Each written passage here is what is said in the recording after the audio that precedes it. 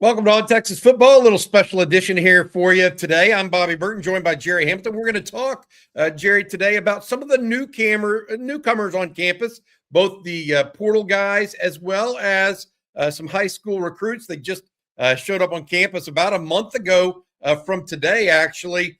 And Gerry, I look, and you and I talked pregame on this, and we really wanted to start off with what we're being told is a pleasant surprise behind the scenes. And that starts with the linebacker group of the high school guys. We all knew Tyler Atkinson was one of the most heavily recruited players in the country, 500 plus tackles as a high school player for him out of the state of Georgia, 5-star prospect. But what we're hearing from behind the scenes is Texas may have struck gold across the board with this linebacker crew that came in with the class of 2026.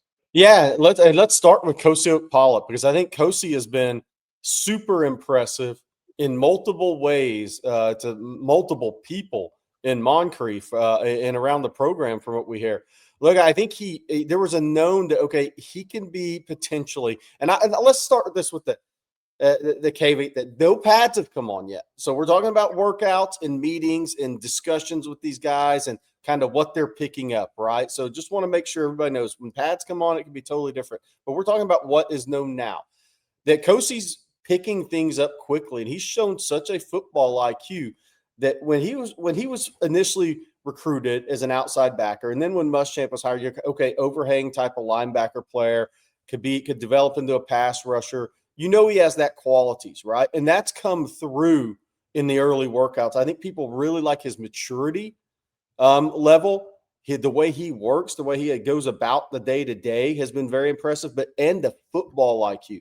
So much that there's maybe some discussion starting that could this guy play a little thumper inside linebacker and make some calls too? That, and I'm not saying that's going to happen. We're not reporting that's going to happen, but that's how impressive he's been from a football picking things up, understanding IQ standpoint. So what he's proven early on, Bobby, is he's maybe more than just that overhang, that pass rusher guy, that he has potential to be more of a versatile linebacker than that. Yeah, that's good stuff, because obviously with Tyler Atkinson, you want to pair him with guys that are that's one of the things that Will Muschamp had at Georgia that made them so effective, where they're just standout linebackers on a repeated basis. I mean, one of the things that has been there impressive. One of the other names, and while I will say this, while Atkinson was a 5-star, Akpala was a 4-star, Rocky Cummings was a 3-star. But we're hearing tremendous things about the young man out of Southern California too.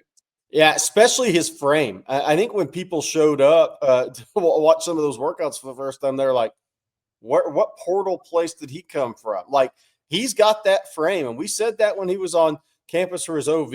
When he pulled up for his OV and he got out of the vehicle, we're like, God, okay, that guy's a legitimate 6'4" and 220 whatever.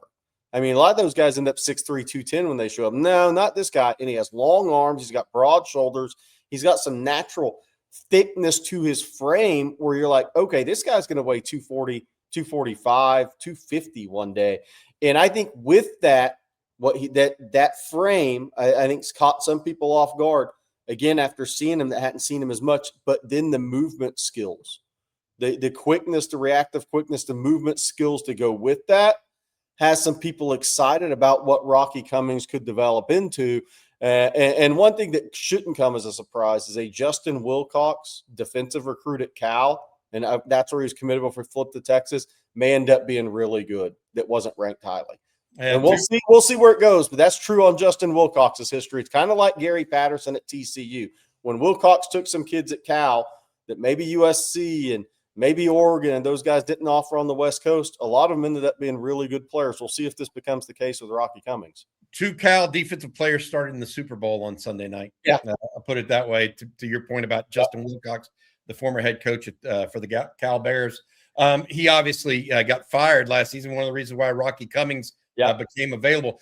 Gerry, other freshmen that are doing well, you and I talked, Derek Cooper, both of us have heard really positive things about the young running back out of Miami. Yeah, I think it's, again, I'm going to say the same thing. I think one of the things that is really impressive to staff and people around the program early is maturity.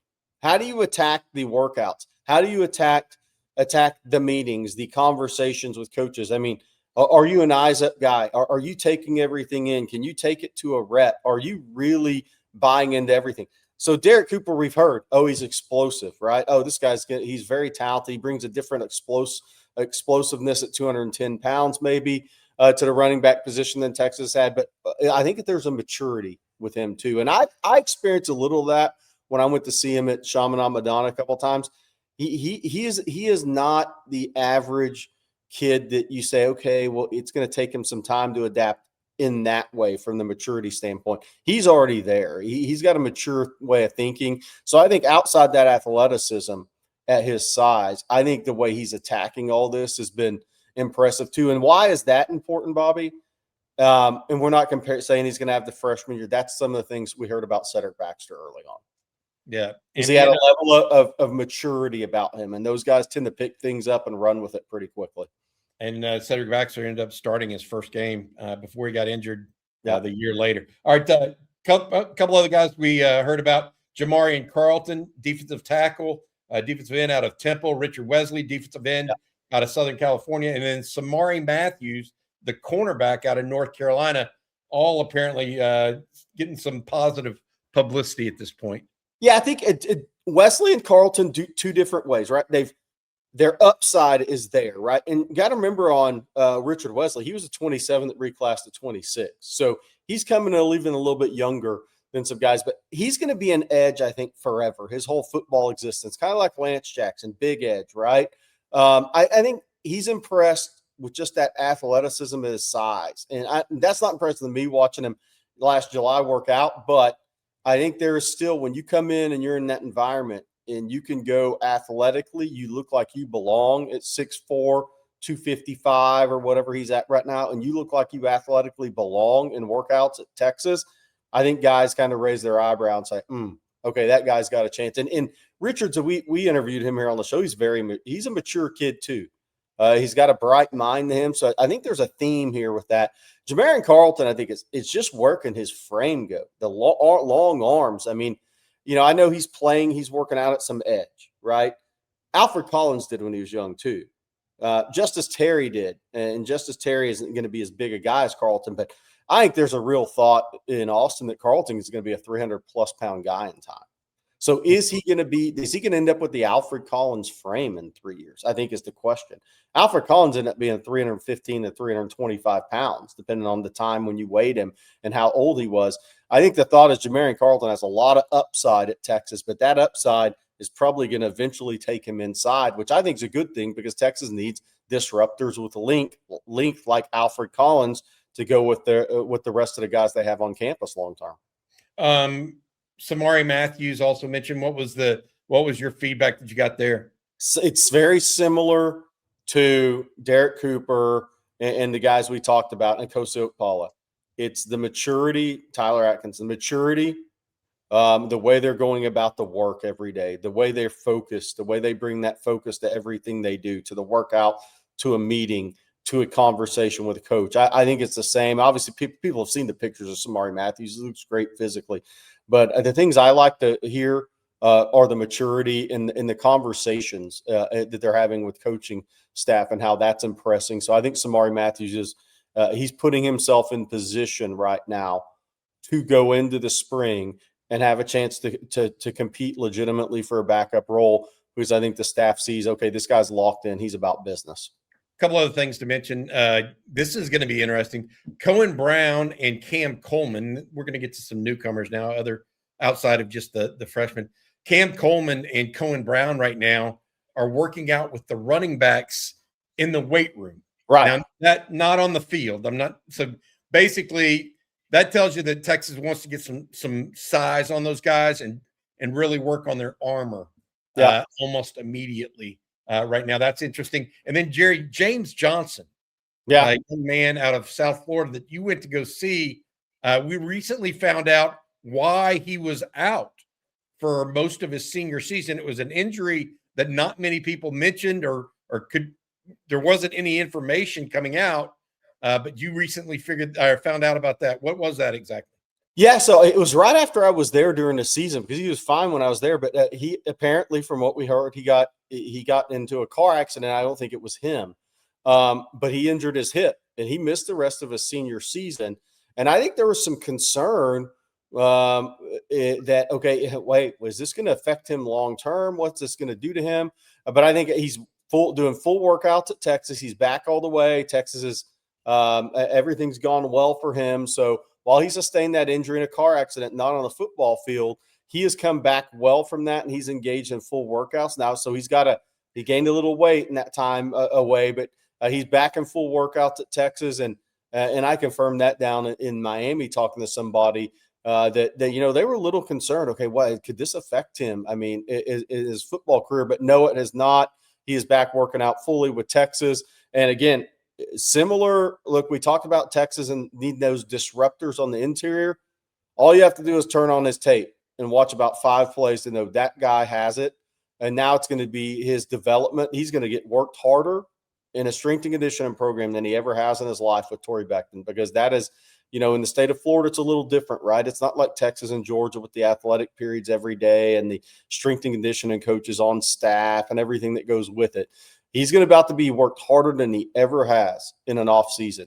If he responds to that, man, that guy's got a very high ceiling, Bobby. We've seen it on tape. But the good news is he's healthy. He's back working out fully after a little bit of a scare there for a few weeks. Interesting. All right. Next, we want to talk about some of the newcomers. And by that, how they're performing and what you heard about them. Rasheem Biles has gotten a lot of rave reviews from just about everybody we've talked to. The linebacker, Justin Cryer, another linebacker, as well as Ian Gifford and Zion Williams. Tell us what you know about those guys and what you've heard. Yeah, I just was told Biles he's a stud player. I mean, and you just move on after that. I mean, all right, well, what else do you need to hear? Cryer, I think, has picked things. The whole thing is when you go from school to school, scheme to scheme, how quickly do you pick things up? I think the feeling is Cryer's picking up Muschamp scheme pretty quickly.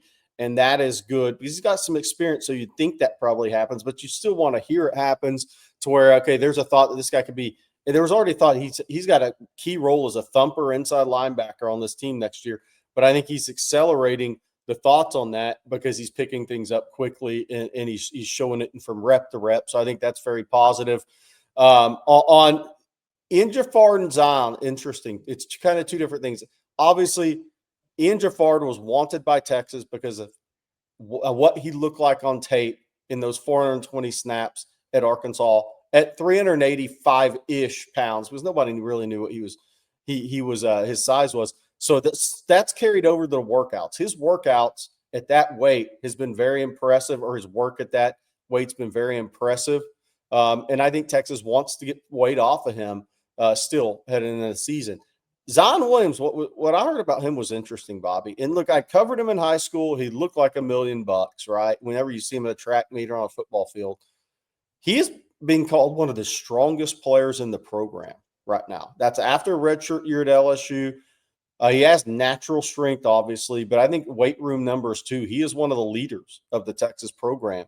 And he probably needs to shed a few pounds. Torrey Beckton's is going to work these guys very hard to get that weight where Texas wants on them. They also have to have some mental toughness in terms of eating and their nutrition programs as well for that to maintain and that to happen. But Zion Williams, we're not saying he's going to crack the 2 deep or anything. A lot of this has become a development on the football field. But where he's impressed early is his natural and then his strength in the weight room. He is about as good as there is in the program right now. And then we mentioned, obviously, a couple of other guys. I've heard some really good things on Hollywood Smothers and Raleek Brown. Raleek Brown, from a lateral quickness standpoint, may be the most explosive player in the program.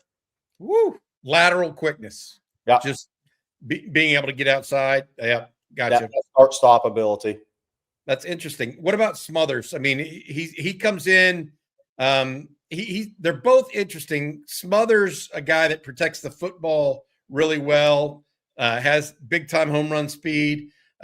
Those two guys, along with Derek Cooper, look like the current answers at running back. Where's James Simon fit in? We got a bunch of Yeah. questions there. Yeah, I mean, so look, I didn't hear anything on Simon or Terry, right? It was more about the newcomers. Derek Cooper was placed in the same group with Smothers and Brown from an explosivity standpoint. Now, I think they all do it in different ways, right? Raleigh Brown is such a darting move type of guy, a shifty guy that changes directions multiple times in a phone booth, right? But Hollywood Smothers, well, we've heard he's shown good explosiveness. I think all three of those guys, the thought is, when you look at Weiser, and again, I think Weiser's a really good player, but explosiveness wasn't his game. Right. And Cedric Baxter never came back off the knee. I think the thought is Texas has a lot more explosiveness in the running back room, and they all do it in different ways. Interesting. All right. That's going to do it for this episode of On Texas Football. Appreciate you spending time with us today, Jerry. Thank you also to our producer, Matt Hutchison. And thanks to all of you for listening in. For Gerry Hamilton, I'm Bobby Burton. Hook 'em horns.